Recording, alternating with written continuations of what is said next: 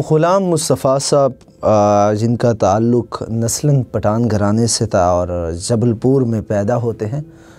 वालिद का नाम गुलाब ख़ान है और इब्तिदाई तालीम जैसे कि आप जानते हैं जबलपुर में ही हासिल की और फिर अलीगढ़ कॉलेज चले गए। अलीगढ़ से भी ताल्लुक़ रहा है। उर्दू, फ़ारसी और कानून का इम्तिहान पास किया और अमरावती कॉलेज नागपुर में बतौर उस्ताद मुकर्रर हुए हैं। तकसीम के बाद कराची चले आते हैं और यहाँ वो पहले उर्दू कॉलेज और फिर सिंध यूनिवर्सिटी में सदर शोबा उर्दू मुकर्रर हो जाते हैं। डॉक्टर साहब को बेशुमार सरकारी और गैर सरकारी एजाज़ात से भी नवाजा गया। हिंदुस्तान, पाकिस्तान, बांग्लादेश की यूनिवर्सिटीज़ में PhD सतह पर लिखे जाने वाले कई मकालात के मुमतहिन भी डॉक्टर ग़ुलाम मुस्तफ़ा साहब रहे हैं। हमारी फ़र्स्ट ईयर की किताब जो है उसमें डॉक्टर ग़ुलाम मुस्तफ़ा साहब का जो मज़मून है उसका उन्वान है नज़रिया पाकिस्तान।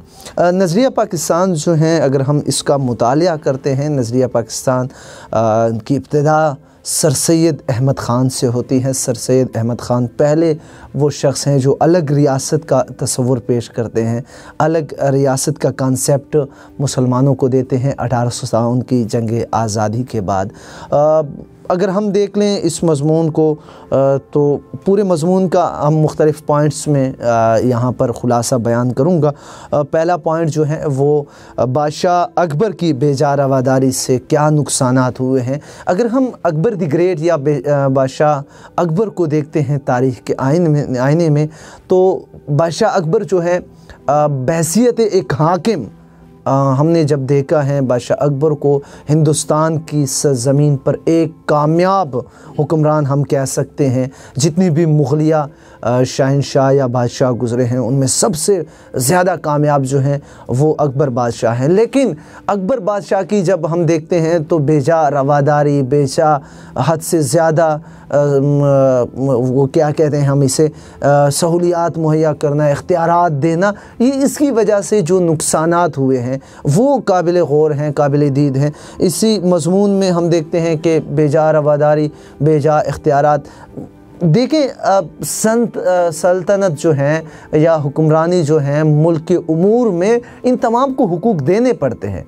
ठीक है जी, अक़लियतें जो हैं मैं ये नहीं कह रहा कि अक़लियतों को हुकूक नहीं देने चाहिए, ग़ुलाम मुस्तफ़ा साहब भी ये नहीं कह रहे, लेकिन हुकूक जो है वो एक दायरा कार में हुआ करते हैं। एक दायरे में तमाम को अपने हुकूक देने हैं, अपने मुल्क चलाना है। लेकिन जब आप हद से ज़्यादा आप किसी को इख्तियारात देंगे तो फिर नुकसान क्या होगा? फिर नुकसान यही होगा कि इस नुकसान के तहत मुल्क को भी नुकसान होगा, मुख्तलिफ़ लोग बढ़ जाएंगे मुख्तलिफ़ किस्मों में। कोई आप हुकूमत के ख़िलाफ़ होगा, कोई हुकूमत के हक़ में होगा, लेकिन नुकसान होगा। अपनी रियाया जो है वो आपसे मुतनफ़िर होगी, वो अपनी रियाया आपसे नफ़रत करेगी और आपको नफ़रत से देखेगी। हम देखते हैं कि बादशाह अकबर जब बेजा इख्तियारात देते हैं तो अपने लोग उनके ख़िलाफ़ हो जाते हैं और फिर एक नया फितना दीनी इलाही की सूरत में जब वो पेश करते हैं तो उसके ख़िलाफ़ मुजद्दद अल्फ़सानी जो है वो मैदान में आ जाते हैं।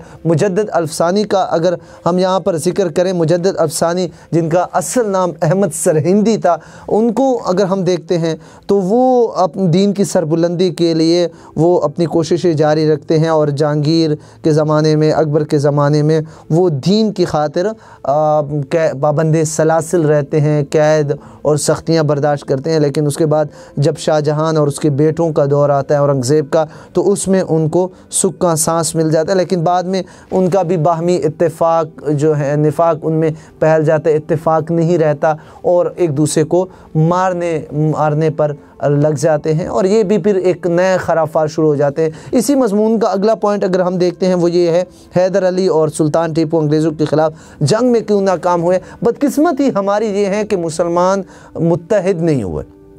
जहाँ पर भी देखो, जब जब मुसलमानों ने इत्तेफाक के दामन को छोड़ा है तब तक वो नाकाम रहे। अगर हम देख लें सुल्तान हैदर को या टीपू सुल्तान को देख लें, उनके साथ मुस्लिम रियासतें जो थी पहले तो साथ निभाना का ऐलान करती हैं, लेकिन जब मैसूर पर हमला होता है, अंग्रेज़ आ जाते हैं तो फिर कोई भी साथ नहीं देता। नाम भी लेता चलूँ, फ़्रांस है, तुर्की है, अफ़गानिस्तान है, इन ममालिक ने फिर साथ नहीं दिया, वो मैदान से भाग कर चले जाते हैं। तो फिर क्या होता है, इनको शिकस्त हो जाती हैं, ये अंग्रेज़ों के ख़िलाफ़ जंग में शहीद हो जाते, मैदान नहीं छोड़ते। एक बात यहाँ पर सुल्तान टीपू भी देता है, उसके वालिद साहब भी ये मैसेज देते हैं कि मैदान कभी भी नहीं छोड़ना चाहिए। इन तमाम के बावजूद भी वो मैदान नहीं छोड़ते। ये और बात कि वो जाम शहादत नोश कर जाते हैं। और बड़ा ख़ूबसूरत टीपू सुल्तान का वो जो एक कौल है कि शेर की एक दिन की ज़िंदगी गीदड़ की 100 साल ज़िंदगी से बेहतर, ये उनका जुमला जो है, ये उनकी जो बात है, ये अमर हो चुकी है। ठीक है जी। आज भी अगर कोई बहादुर अपने मुखालिफ के लिए मैदान अमल में आता है, मैदान जंग में आता है, तो फिर ये मैसेज देता है अपनी फ़ौज को, अपने दोस्तों को, अपने साथियों को कि शेर की एक दिन की ज़िंदगी गीदड़ की 100 साल ज़िंदगी से बेहतर है। ये एक सबक है। इसी तरह अगर हम देखें कांग्रेस का क़याम जब अमल में लाया गया, हमें पता है 1885 में A.O. ह्यूम जो एक अंग्रेज़ अफसर रिटायर होता है, वो कांग्रेस की बुनियाद डालता है और कांग्रेस का ऐलान कर देता है कि एक सियासी पार्टी होगी और वो हिंदू मुस्लिम के लिए काम करेंगी, हिंदू मुस्लिम का ही खैरख्वाह होगा। लेकिन हम क्या देख रहे हैं कि 1885 में जब ये पार्टी शुरू हो जाती है, ये पार्टी जब बन जाती है, तो बाद में क्या होता है, यही पार्टी होती है, पार्टी कोई और नहीं होती, यही पार्टी होती है। लेकिन यही पार्टी क्या कर रही होती है, वो हिंदुओं की खैरख्वाह बन जाती है, मुसलमानों को वो पीछे लेके चल रहे होते हैं, मुसलमानों को उसी तरह कुचला जा रहा होता है। यहाँ पर एक और पॉइंट भी मैं देता चलूँ, जो हमारा गुज़श्ता हमने एक वीडियो हमारी जो आपके सामने आई थी, अपनी मदद आप में सर सैयद अहमद ख़ान के हवाले से, उस टाइम का जो एजुकेशन सिस्टम अंग्रेज़ों ने राइज़ किया था, वो लॉर्ड मिकाले वाला एजुकेशन सिस्टम, उससे भी हम दूर होते चले गए। लेकिन ज़्यादातर जो काम कर रही थी वो कांग्रेस की जमात जो थी, वो हिंदुओं के लिए काम कर रही थी, वो हिंदुओं की बेसिकली जमात थी, क्योंकि अंग्रेज़ ने बनाई थी और वो हिंदुओं के लिए काम कर रही थी। और वैसे भी हिंदू इसी मौके की तलाश में थे।